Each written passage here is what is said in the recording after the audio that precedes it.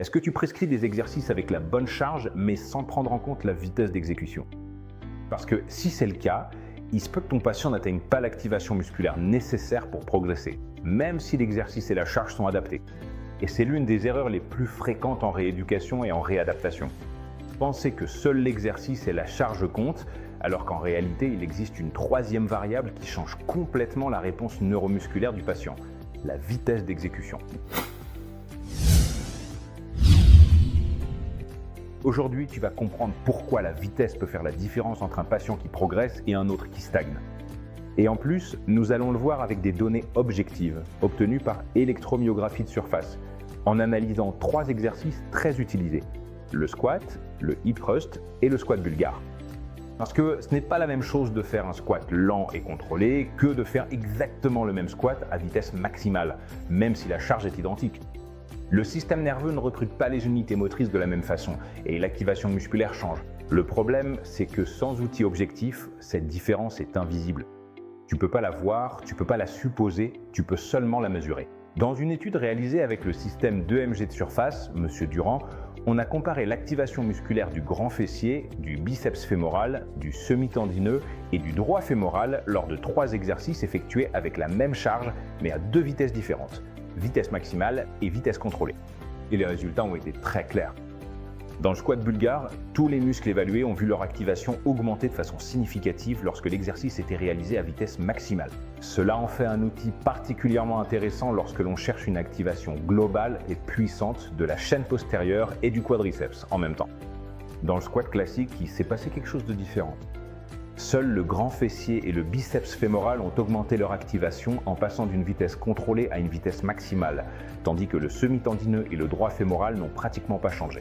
Et cela a des implications cliniques très importantes, car si ton objectif thérapeutique est d'améliorer l'activation du grand fessier ou du biceps fémoral, il n'est peut-être pas nécessaire d'augmenter la charge, mais plutôt de modifier la vitesse d'exécution. Ensuite, il y a le hip thrust, probablement l'un des exercices les plus utilisés pour travailler le grand fessier.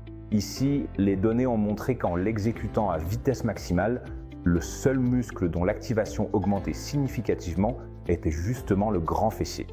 Les ischio-jambiers n'ont pratiquement pas réagi au changement de rythme. Cela renforce l'idée que le hip thrust est un exercice très ciblé pour le grand fessier et qu'introduire une vitesse maximale peut encore renforcer cette activation sans augmenter la charge externe. Maintenant, pense au scénario clinique le plus courant.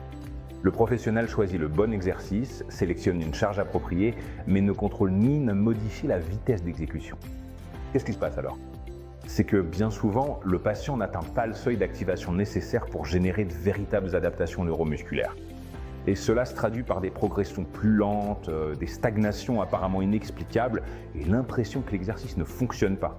Alors qu'en réalité, le problème ne vient ni de l'exercice, ni du poids, ni du rythme auquel il est réalisé. Parce que l'activation musculaire ne dépend pas uniquement de la charge, elle dépend aussi du temps de contraction, de l'intention du mouvement et de la vitesse. Imaginez maintenant un patient en rééducation après une blessure, dont l'objectif principal est de renforcer le grand fessier. La stratégie classique consisterait à augmenter progressivement la charge lors du hip thrust. Mais les données suggèrent une autre option bien plus intéressante à certaines phases de la récupération. Maintenir une charge modérée et utiliser la vitesse maximale comme variable de progression. Qu'est-ce que cela permet d'obtenir? Une activation plus importante du grand fessier sans avoir à augmenter le stress mécanique sur des structures qui ne tolèrent pas encore de charge élevée. Et c'est justement l'un des grands avantages de travailler avec l'EMG en temps réel. Cela permet d'affiner beaucoup plus précisément la prescription de l'exercice sans avoir à se baser sur des intuitions. Avec des systèmes comme Monsieur Durand, tu peux visualiser quels muscles s'activent réellement pendant chaque phase du mouvement et comment cette activation évolue en fonction de la vitesse d'exécution. Tu peux vérifier si le grand fessier travaille vraiment comme tu l'espérais, modifier le tempo avant de modifier la charge et utiliser la vitesse comme une variable indépendante de progression. La conclusion est très claire.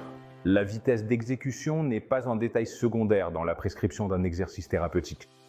C'est une variable qui a un impact direct sur l'activation musculaire et pourtant, elle continue de ne pas être mesurée ni ajustée de façon systématique en contexte clinique.